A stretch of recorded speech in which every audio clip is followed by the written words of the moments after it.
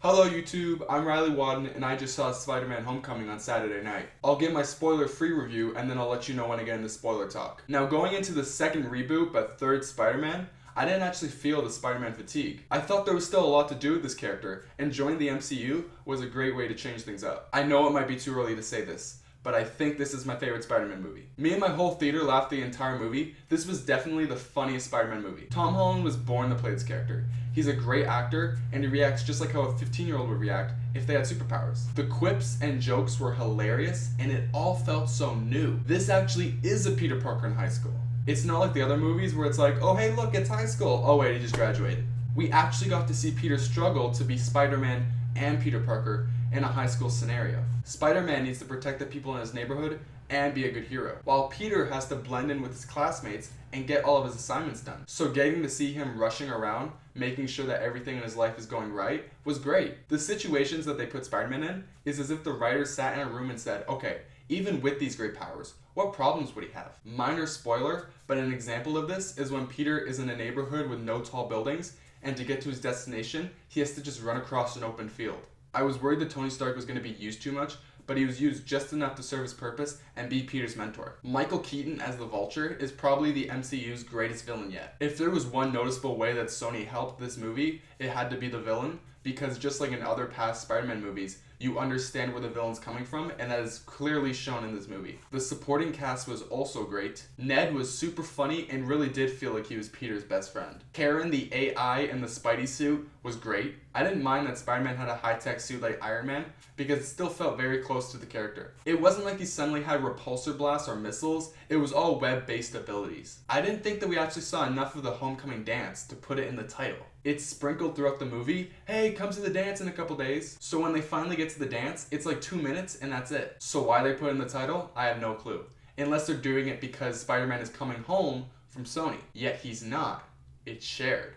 So I'm confused. Anyways, the action scenes were awesome. They had a few callbacks to past Spider-Man movies, but it felt like new territory at the same time. So to wrap up my spoiler-free review, Spider-Man Homecoming is a must-see. It's very funny and has great character relationships. The action scenes are next level and the music is epic. I would say that it's standalone enough and that you don't have to see any other MCU movies just to see this one. Yeah, it mentions Civil War and it does have Tony Stark, but as a first-time viewer, you could just connect the dots. So before this movie, Peter was in some big fight and now Iron Man is his mentor. Okay, spoiler talk. Come back once you've seen the movie. I love when Karen asks Peter if he'd like to enter interrogation mode, and when he walks up to Donald Glover's character, he sounds like the Green Arrow from Arrow. It most likely wasn't a direct reference to Arrow, but it was certainly enough for me. All he would need to do is say, "You have failed this city."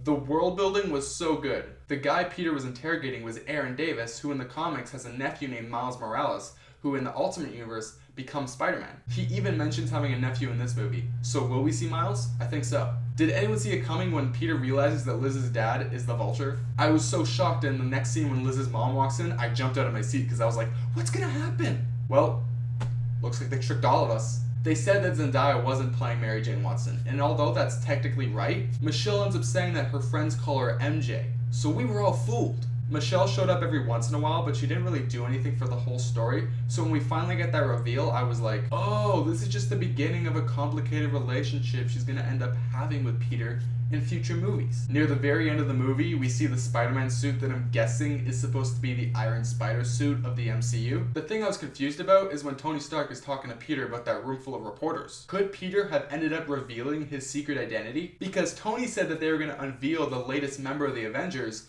and Peter wasn't wearing a suit. If it happened, it would have paralleled the first Iron Man movie when Tony Stark reveals that he's Iron Man. I'm glad that Aunt May knows that Peter is Spider-Man now. It's gonna be a new relationship between them in future movies, and something we haven't seen. Lastly, I just want to mention that I hate Marvel for making that end credit scene with Captain America. How dare you make fun of us for waiting so long just to see 2 more seconds of movie. Thank you for watching my review. If you agree or disagree with my opinion, let me know in the comments. If you enjoyed this video, hit the like button, subscribe, and until next time, peace.